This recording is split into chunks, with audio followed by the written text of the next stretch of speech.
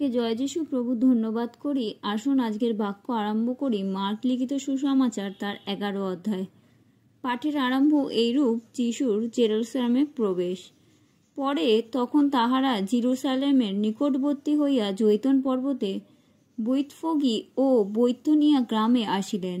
তখন তিনি আপন শিষ্যদের মধ্যে 2 জনকে পাঠাইয়া দিলেন, তাহাদিগকে বলিলেন, তোমাদের সম্মুখে ওই গ্রামে যাও। তথায় প্রবেশ করিবা মাত্র একটি গর্ভশাবক বাঁধা দেখিতে পাইবে, যাহার উপরে কোনো মানুষ কখনো বসে নাই। সেটিকে খুলিয়া আনো। আর যদি কেউ তোমাদিগকে বলে, এ কর্ম কেন করিতেছ, তবে বলিও, ইহাতে প্রভুর প্রয়োজন আছে, তাহাতে সে তৎক্ষণাৎ সেটিকে এখানে পাঠাইয়া দেবে। তখন তাহারা গিয়া দেখিতে পাইলেন, একটি গর্ভশাবক কোনো দ্বারের নিকটে বাহিরে বাঁধা রহিয়াছে।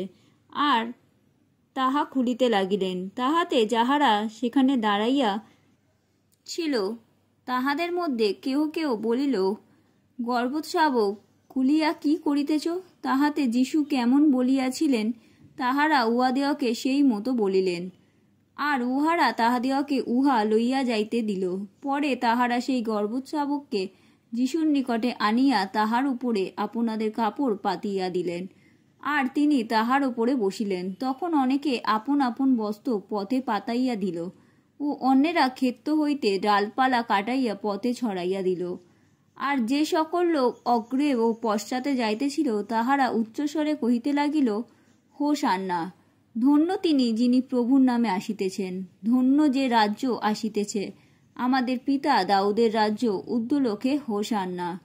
পরে তিনি জেরুসালেমে প্রবেশ করিয়া ধর্মধামে গেলেন।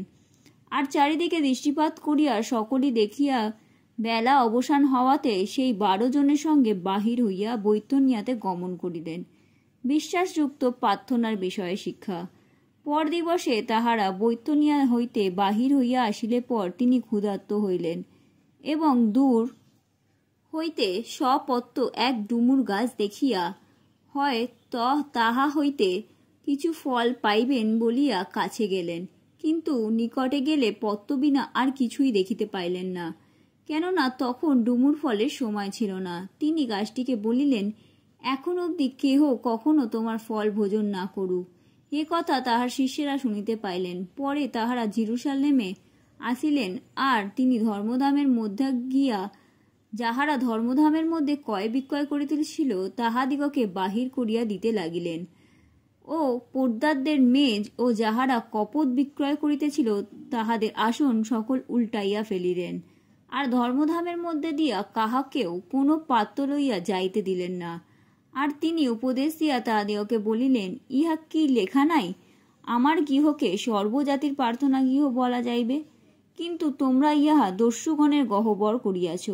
এ কথা শুনিয়া প্রধান যাজক ও অধ্যাপকেরা কি রূপে তাহাকে বিনষ্ট করিবে তাহারাই চেষ্টা করিতে দেখিতে লাগিল, কেননা তাহারা তাহাকে ভয় করিত, কারণ তাহার উপদেশে সমস্ত লোক চমৎকৃত হইয়াছিল। আর সন্ধ্যা হইলে তাহারা নগরের বাইরে যাইতেন। প্রাতকালে তাহারা যাইতে যাইতে দেখিলেন সেই ডুমুর গাছটি সমূলে শুকিয়া গিয়াছে। তখন পিতর পূর্ব কথা স্মরণ করিয়া তাহাকে কহিলেন, রবি, দেখুন, আপনি যে ডুমুর গাছটিকে শাপ দিয়াছিলেন সেটি শুকিয়া গিয়াছে। যিশু উত্তর করিয়া তাহাদিগকে কহিলেন, ঈশ্বরে বিশ্বাস রাখো। আমি তোমাদিগকে সত্য কহিতেছি, যে কেউ এই পর্বতকে বলে, উবড়াইয়া যাও আর সমুদ্রে গিয়া পড়ো, এবং মনে মনে সন্দেহ না করে, কিন্তু বিশ্বাস করে যে যাহা বলে তাহাই ঘটিবে, তবে তাহার জন্য তাহাই হইবে। এই জন্য আমি তোমাদিগকে বলি, যাহা কিছু তোমরা প্রার্থনা ও যাঞ্চা করো, বিশ্বাস করিও যে তাহা পাইয়াছ, তাহাতে তোমাদের জন্য তাহাই হইবে। আর তোমরা যখনই প্রার্থনা করিতে দাঁড়াও, যদি কাহারও বিরুদ্ধে তোমার কোনো কথা থাকে, তাহাকে ক্ষমা করিও, যেন তোমাদের স্বর্গস্থ পিতাও তোমাদের অপরাধ সকল ক্ষমা করেন। পরে তাহারা আবার জেরুসালেমে আসিলেন। আর তিনি ধর্মধামের মধ্যে বেড়াইতেছেন। এমন সময় প্রধান যাজকেরা, অধ্যাপকগণ, প্রাচীন বর্গগণ তাহার নিকটে আসিয়া তাহাকে বলিল, তুমি কি ক্ষমতায় এই সকল করিতেছ? এই সকল করিতে তোমাকে এই ক্ষমতা কেই বা দিয়াছে? যিশু তাহাদিগকে কহিলেন, আমি তোমাদিগকে একটি কথা জিজ্ঞাসা করিব, আমাকে উত্তর দেও। তাহা হইলে আমি তোমাদিগকে বলিব কি ক্ষমতায় এই সকল করিতেছি। যোহনের বাপ্তিস্ম স্বর্গ হইতে হইয়াছিল না মনুষ্য হইতে? আমাকে উত্তর দেও।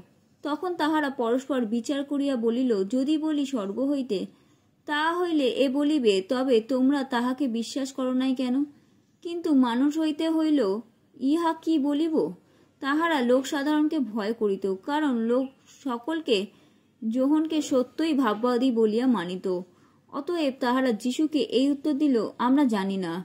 তখন যীশু তাহাদিগকে বলিলেন, তবে আমিও কি ক্ষমতায় এই সকল করিতেছি, তাহা তোমাদিগকে বলিব না। আমেন।